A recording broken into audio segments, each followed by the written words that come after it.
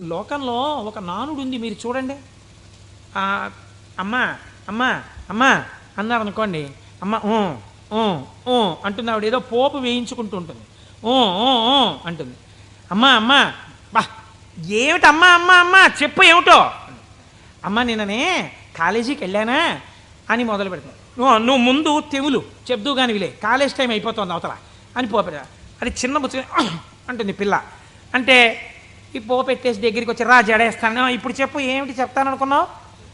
వినకూడదనుకున్నది అనేటప్పటికీ లొంగిపోయి పోన్లే పాపం వింటే మాత్రం ఏమవుతుందని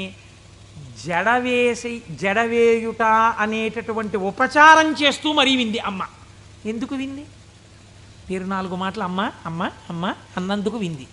ఎలా వింది? మీకు ఉపచారం కూడా చేస్తూ వింది. అలా మీరు రోజు ప్రదోషంలో ఏవం శ్రీ శంభుదేవస్య ని శివ శివ శివ శివ అంటే ఆయన ఏం చేస్తాడు? ఓసారో 2 సార్లు అనొచ్చు, 3వ మాట ఏమంటాడు? ఓ సర్లే ఇంక నిన్ను చక్కగా తీర్చిదిద్దుతాను, సరేనా, అందరూ పొంగిపోయేటట్టుగా నీ ప్రవర్తన మారుస్తానంటాడు. ఇలా రావడానికి 10 మాటలు ఆయన విసుక్కున్నా మనం పిలవాలి. ఆయన అలా విసుక్కునేవాడు కాడు. కాబట్టి మనం రోజు చెయ్యగలిగిందేట నామని చెప్పడమే.